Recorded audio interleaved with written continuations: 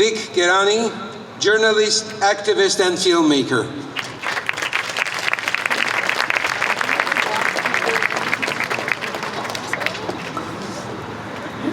Good evening. All right, so thank you for being here. I feel like whatever I have to say is preaching to the choir, because if you're here, then you know and you've heard everything I'm about to say. But perhaps people who are watching at home can maybe get something out of it. I want to thank not just Armenians who are here, but our non-Armenian allies. You're very important to us.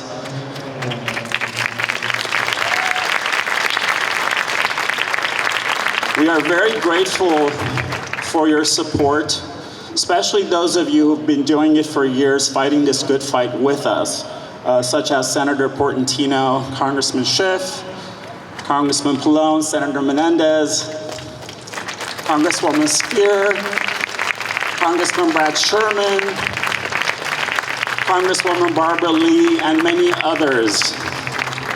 We see you, we know you.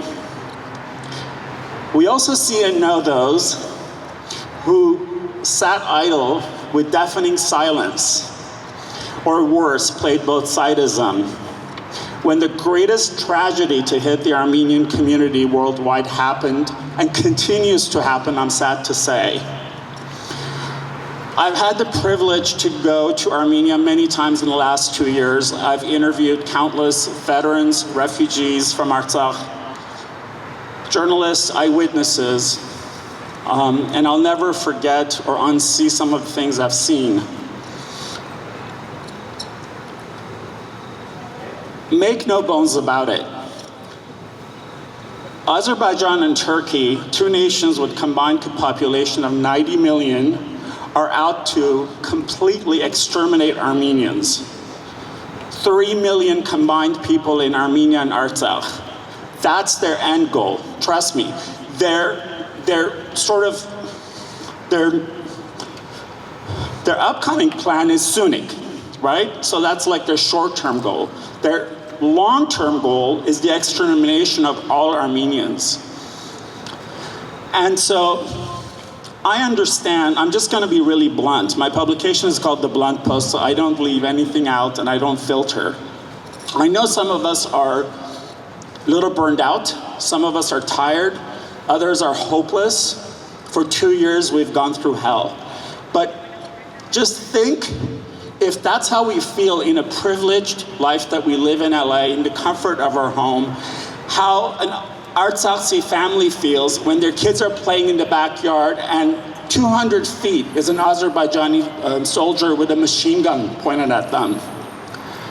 I interviewed an Artsakhi Armenian who'd lost everything, their land, their house, their livelihood. And I said, what's the worst thing that you've gone through? And she said, I can never go visit my husband's gravesite again. I don't mean to bring you down, but I'm not gonna sugarcoat anything. We Armenians, we've been raised, I've been raised, I can speak only for myself, to be polite, right? That word in quotations was always sort of drilled in our heads by my parents. Be polite, don't make waves, don't stand out. Guess what? We can't afford that anymore. We have to make waves. We have to get into people's faces. And if they don't like it, tough. We need to take up space. We need to stop being advocates and start being activists. Because we are fighting for our life here. Okay? Just today, I saw an elementary school, a book from a school in Azerbaijan. It was a cartoon. It was an illustration that said, Yerevan is part of Azerbaijan. They're literally teaching this propaganda to their kids, and they're getting them ready for the next decades to come. So, when Armenians were being slaughtered like sheep by Azerbaijan and Turkey and ISIS and mercenaries from Pakistan, Syria, and Libya, most of the world sat in silence and said they were Switzerland. There's no such thing as being neutral. And that includes people here in the US as well. So, listen, I'm a Democrat. I'm a bleeding progressive liberal, and I voted for President Biden. But guess what? I'm disgusted by his administration. Because I don't care that he recognized the Armenian genocide. It was already recognized by Congress 2 years before. He did it because he had to.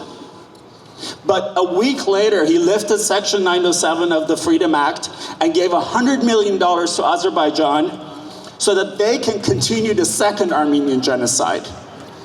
And we need to hold them accountable for that. And they did it again this year.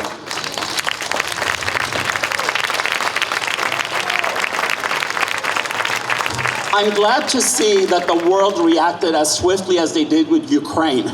But why didn't they do that with Armenia and Artsakh?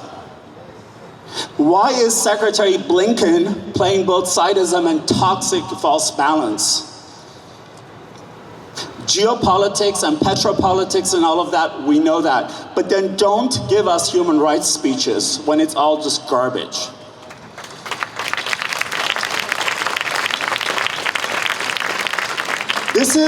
Let me tell you this. When I first heard that Speaker Pelosi was going to Armenia, I didn't believe it, because she's usually very neutral, at least. There's no such thing as being neutral, I'm gonna say that again. But I didn't believe it. I thought this was, this couldn't be.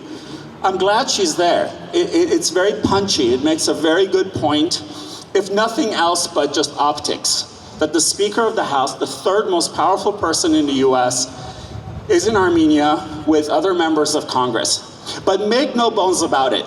This is an election year, okay?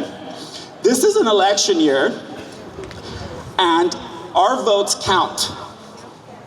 Especially, Armenian vote may not make or break a presidential race, but we sure have a lot of power in a lot of congressional districts. So just be mindful of why people do what they do. Now, I'm not saying Speaker Pelosi is there for votes, but she does have to watch out for the House, which is blue, so it doesn't go red at the end of her illustrious career. So as I applaud her for going, we have to watch and see what happens next year when it's no longer an election year. And we have to hold all of our elected officials, from city council members to assembly members to state senators to members of the House and Senate, accountable for what they promise us, and not just rhetoric and sound bites and bullshit.